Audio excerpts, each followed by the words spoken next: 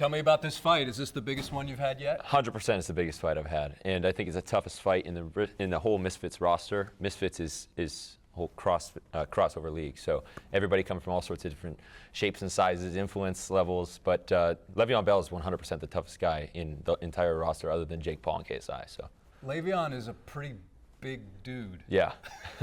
Does that cross your mind when you're thinking, oh man, or are you just like, I'm ready? I'm ready. I'm training for this. Like I've been training with huge guys. You know, I'm training with BJ Flores, who is an incredible coach. He built Jake Paul. I'm in camp with Pedro Diaz, who has 21 world titles underneath him, and then my sparring partner is Noel Mikhalian, who is the WBC champion of the world. So, you know, and they're much bigger than him. So I got the best possible team you can ask for. And fighting here in Houston. Yeah. What does that mean to you? It means everything to me. You know, Houston, Texas is where my heart's at. You know, I grew up on the pipelines in Canada, building oil pipelines, 42-inch, 48-inch lines. I was a foreman at 19 years old, had a big crew. So, you know, I've worked a lot alongside guys at CRC Evans, you know, those guys, the technicians that would build like robotic welding machines that come out to northern Canada and build all the pipelines. So it's just legit to be in a state that like understands where I came from, you know what I mean? And so, yeah, I'm stoked to bring a show to Houston. What would that young man think of this guy sitting here right now? I mean, that story, I mean, yeah. Was that a dream of yours to become a professional fighter? I mean, when you're working on the oil fields, everybody knows like you always have your beefs, right? So everybody thinks there's a professional fighter on the line, but and everybody can agree with that. Anyone that's listening to this, I'll take your word for that. Every construction worker, everybody knows that. But yeah, it's always been a dream, but the opportunities had to make sense, and all the stars had to align, and that's kind of the situation with this. You know, crossover boxing is getting really big, and it's getting very professional, and it's getting very technical, and I'm just found the right place, right time, and I'm just stoked to be a part of it, like, and get in while I can, and you know, take this really professionally. You don't look like you have a killer instinct, though, man. Bro, come on. Is it one of those proverbial switches? It definitely is, 100%. There's a lot of buildup that comes into making that switch go off, but you know, the whole thing with, you know, I'm an outdoorsman. I adventure, I rock climb, I skydive, I do all that kind of stuff to try to calm those nerves down, and it's not very politically friendly to show like the other half of me, you know, the hunter in me, you know, the fisherman in me, the outdoorsman in me, something you can't really share on social media. So being able to have that killer instinct inside of you and to be able to put it on display is really cool. It's a great opportunity. This fight, is it about proving something to yourself or about proving something to all those people out there? I think it's, I've been put in a position for a reason, and I'm not proving anything to anybody. I just feel like this was meant for me, and I was supposed to be here. All the stars are aligning perfectly, so I'm just here to rip the Band-Aid off with one of the toughest opponents in the entire crossover space and start my professional career, you know, get serious when it comes to boxing and do it in front of an incredible crowd, and doing it in Houston's pretty bad. Pardon my French. That boy ready. All right, if you guys come a bit closer to the middle, please. I want to hurt you right here, bro.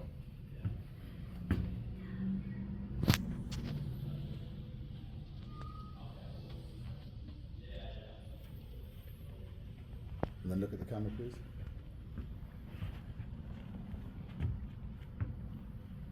Too small. He tried to be all serious. He trying to. I'm like, bro, you so serious. We got a month. Chill out, little Diego. Chill out. Little Tarzan being angry right now, like a Fortnite character. He ready to go fight right now. He ready to go build. He ready to go build something right now. Pew, pew, pew, pew. Watch, bro. Just, little Diego, bro, I got something for you, bro. Just wait, man. Just wait, man. Hey, bro. Just wait.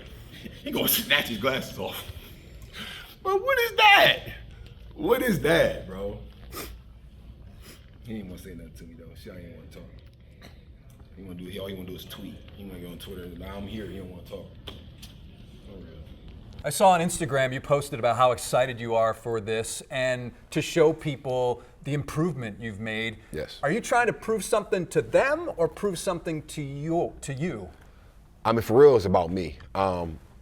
I just think it's gonna be a treat for everybody watching to see the growth, because all I'm trying to do is just put like awareness out there, like, hey, I ain't fought in a year, so the last time y'all see me fight, it's not gonna be the same fighter. It's gonna be a completely different, transcending, growing fighter. You know what I'm saying? I'm still getting better. I'm only improving. You know, so come May 25th, it will literally be 13 months since I fought. So, and I know by the time that comes, my skill is gonna be sharp, and I'm still getting them bladed up right now. Still getting everything iron hot. Since it's just the two of us here, where have you made the most improvement?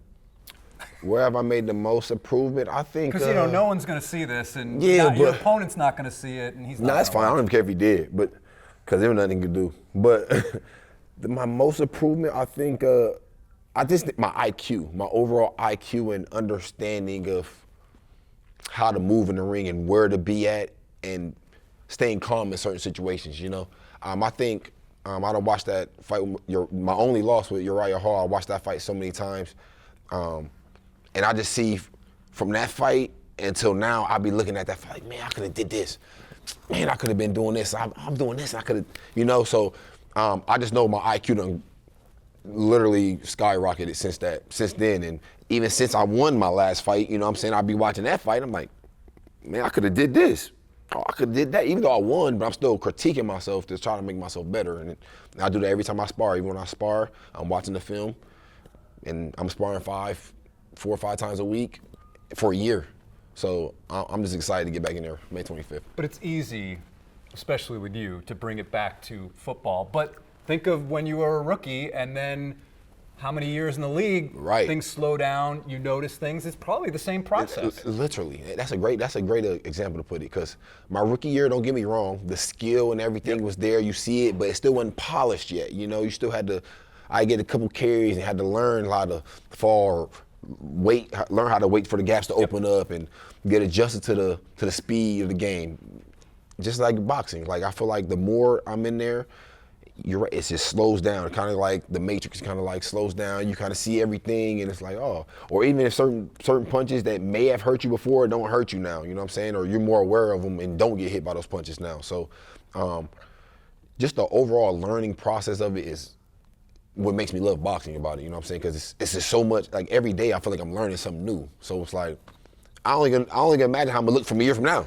You know what I'm saying? Is that what motivates you right now? Is this whole learning process and getting better? Is that what is part of your driving force? Yeah, because I want to be the best. So like anything I pick up, like whether it can be a video game, it could be obviously with football. Like I always wanted to be the best at whatever it is that I'm doing. So right now boxing is my thing, and I want to be the best at it.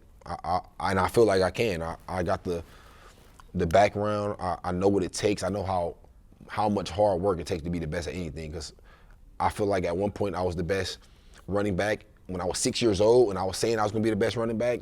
Nobody believed me. Nobody said it. I was just saying it because I was 6 years old, and I believed it, but I'm not sure if anybody else who I was around was believing it or not. You know, so I just know what I can do and what I can bring to the table, and I'm just eager to show people like my skill. And when I say I'm the best, May 25th, you'll see just from April 20th to May 25th, that year, how much I done grown and how much better I get.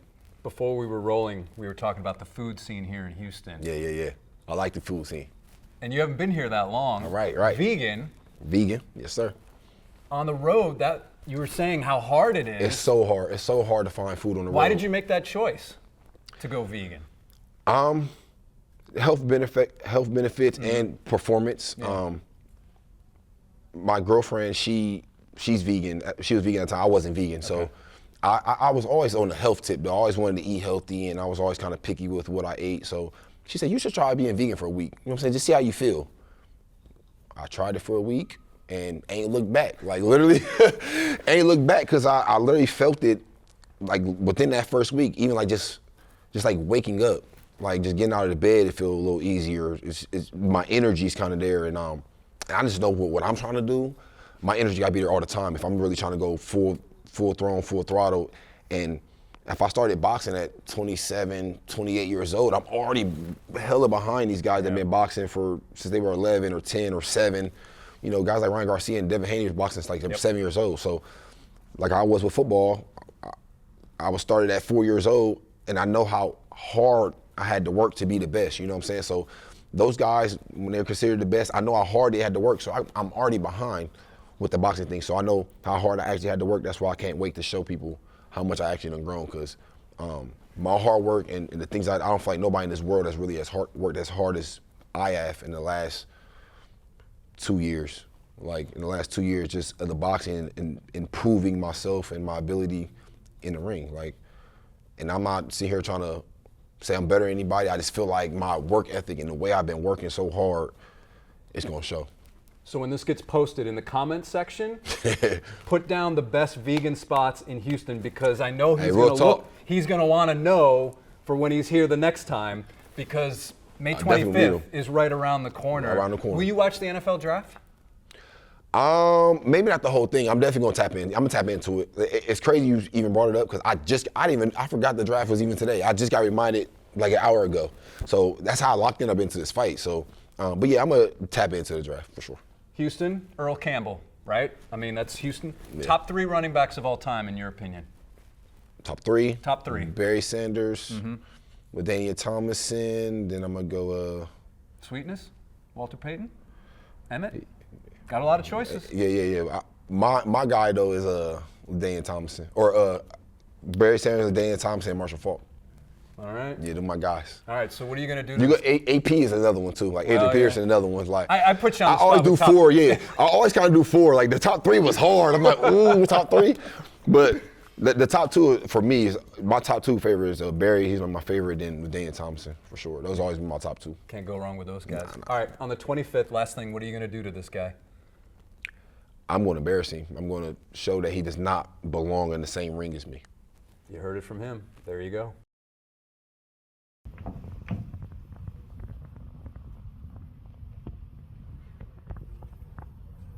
Close the camera.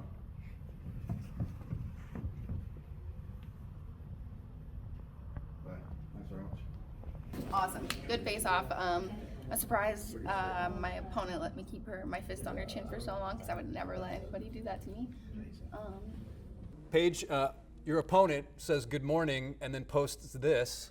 How do you feel about that? I mean, I kind of knew what I was getting into by signing with Misfits. It's known for a social media influencer world, so it's nothing that I haven't seen before, and it's nothing that I wasn't prepared for.